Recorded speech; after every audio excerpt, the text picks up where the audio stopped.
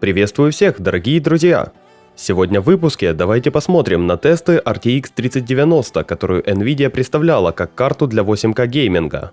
Взглянем на масштабный дефицит RX 6800 и 6900 XT и узнаем, где можно купить инженерный образец Intel Core 11 поколения.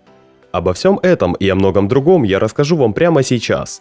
Но перед тем, как мы начнем, не забудьте зарегистрироваться в таверне, нажав на колокольчик и кнопку «Подписаться». И с вашего позволения я начну с теста той самой RTX 3090. Еще в сентябре Nvidia нас уверяла, что это самая флагманская видеокарта, которая позволит играть в разрешении 8К.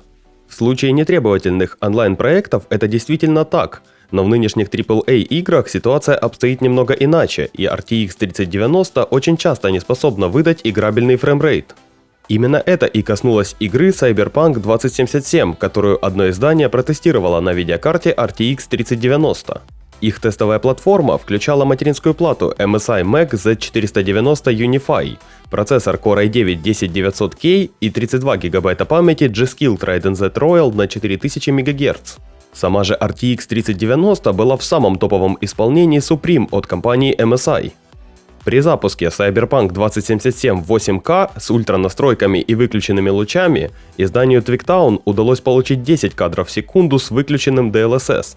При включении этой технологии картина меняется в лучшую сторону, но только в режиме Ultra Performance. В таких условиях уже можно получить 38 кадров в среднем.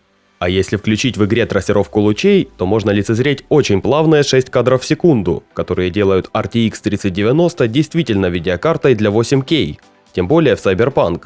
Технология DLSS позволяет добиться чуть больше 30 кадров, но опять же в самом производительном режиме, когда финальное изображение формируется на основе кадра с 1440p. Данный тест еще раз доказывает, что видеокарта RTX 3090 не позволяет комфортно играть в 8К, на что Nvidia делала большие ставки на презентации. Также очень интересно посмотреть на потребление видеопамяти киберпанком. В нативном разрешении 8К игра потребляла почти все доступные 24 гигабайта, а выключение трассировки лучей позволяло снизить потребление до 21. Конечно, никто не будет играть в таком разрешении с таким количеством кадров, но все же 24 гигабайта для разрешения 8К это не так уж и много. Тем временем в красном лагере наступил дефицит таких размеров, что картам Ampere он даже не снился. Уже известный многим магазин ProShop рассказал о поставках видеокарт RX 6000 серии. По состоянию на 21 декабря партнеры AMD отгрузили ритейлеру 117 видеокарт RX 6800 и всего 42 экземпляра RX 6800 XT. Причем в общей сложности магазин заказывал у производителей несколько тысяч графических адаптеров Radeon.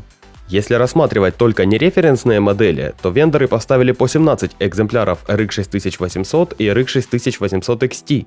Но самая лучшая обстановка сложилась вокруг RX 6900 XT, которая формально вышла 8 декабря. Магазин ProShop еще не получил ни одной флагманской видеокарты AMD. А из 350 устройств, заказанных у производителей, в ближайшее время поступит только 4 модели в исполнении Asus TEC. Глобальный дефицит также заставил отказаться вендоров от многих исполнений. Например, компания MSI показала свою RX 6900 XT в ходе трансляции MSI Insider.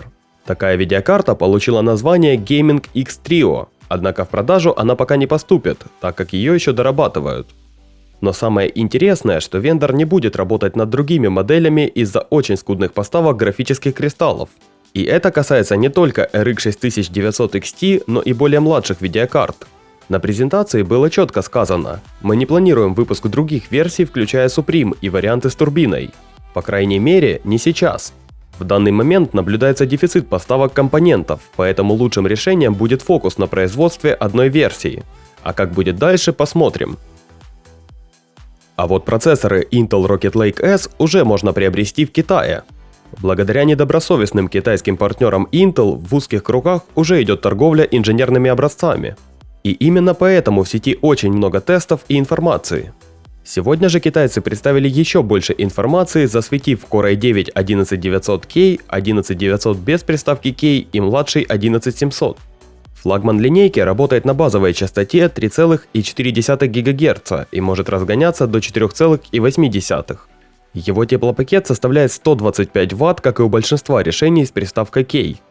Обычная модель 11900 может разгоняться до 4,5 ГГц с теплопакетом 65 Вт, а базовая частота составляет 1,8. А самый младший флагманский процессор 11700 получил всего на 100 МГц меньше в бусте. Инженерную версию Core i9-11900K можно приобрести за 2800 юаней, что по курсу составляет $430 США. Core i9-11900 обойдется в $350, а Core i7-11700 в $245. Но стоит отметить, что это цены на тестовые образцы, а финальные решения могут отличаться как частотами, так и ценой. Сама же Intel объявила, что существенно увеличивает свои производственные мощности в ответ на беспрецедентный спрос.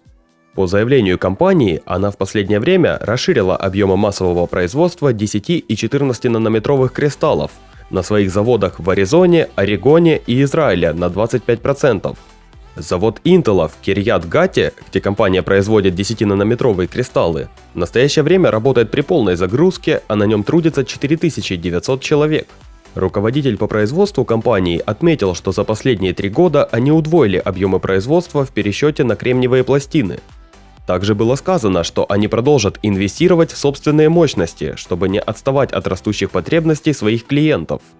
Плюс ко всему, Intel сообщила, что в последние годы были найдены новаторские способы увеличения выхода годных кристаллов на существующих мощностях, что в целом неудивительно, принимая во внимание, сколько лет 14 нанометров остаются у Intel ведущими, постоянно улучшаясь. А широко разрекламированное внедрение 10-нанометрового техпроцесса SuperFin – это еще одна гордость Intel. В компании говорят, что это технологическое усовершенствование позволило сделать крупнейшее за всю историю Intel улучшение в рамках одного поколения производственных норм, а повышение производительности из-за SuperFin сопоставимо с переходом на техпроцесс следующего поколения. Но было бы все так хорошо, как говорится, то мы бы уже увидели достойных конкурентов AMD. Но Intel говорит нам: подождите, вот вам Rocket Lake S на 14 нанометрах, а наши могучие 10 нанометров будут красоваться в ноутбуках, где, судя по всему, смогут конкурировать с Ryzen'ами. В общем, ситуация очень странная, и непонятно, почему Intel не выпускает Rocket Lake S на новом техпроцессе, который они же и хвалят. Скорее всего, проблемы все-таки есть, и они очень серьезные, но заявлять о них в многочисленных интервью обычно не принято.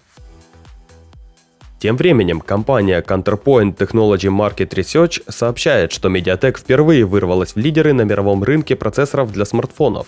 По итогам третьего квартала уходящего года MediaTek заняла практически треть глобальной отрасли кристаллов для сотовых аппаратов, а с июля по сентябрь включительно было реализовано более 100 миллионов смартфонов на аппаратных платформах MediaTek. Однако первенство по смартфонам с поддержкой 5G все равно досталось Qualcomm, но для MediaTek это уже очень большой праздник. Ну а если вам понравился ролик, то не забудьте поставить ему лайк. А я хочу сказать огромное спасибо всем, кто ставит лайки и подписывается на мой канал. До скорых встреч, друзья!